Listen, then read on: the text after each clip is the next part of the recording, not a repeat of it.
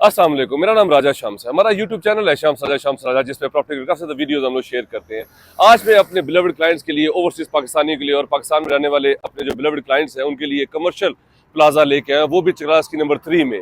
बहुत ही prime location है और पिंडी का हार्ट है। कैंट पोर्ट से कैंट पे आती है ये जगह, हाईली सिक्योर्ड है, बहुत ही ज़बरदस्त कमर्शियल मार्केट है, वन ऑफ द बेस्ट है रावलपिंडी की।